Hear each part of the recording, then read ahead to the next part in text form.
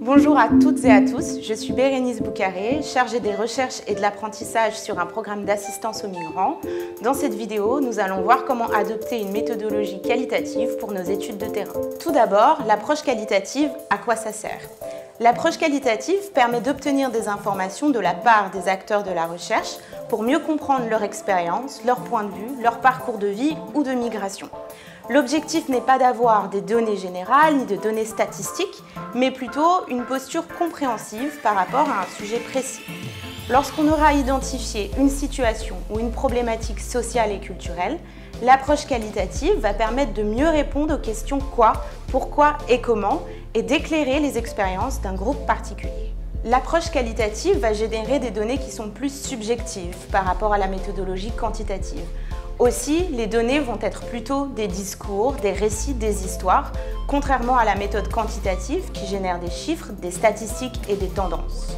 Ainsi, il n'est pas nécessaire de réaliser un nombre élevé d'entretiens.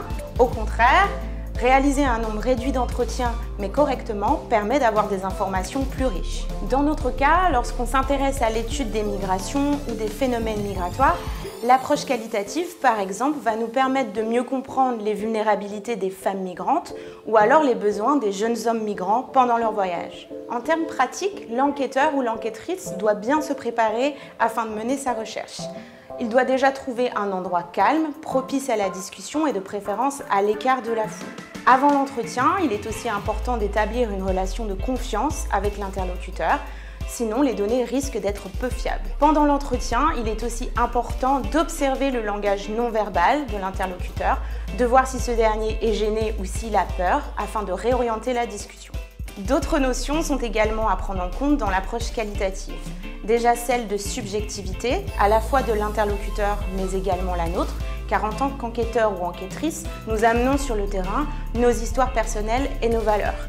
Il est donc important de toujours expliquer notre méthodologie d'analyse et d'être clair par rapport aux biais potentiels de la recherche.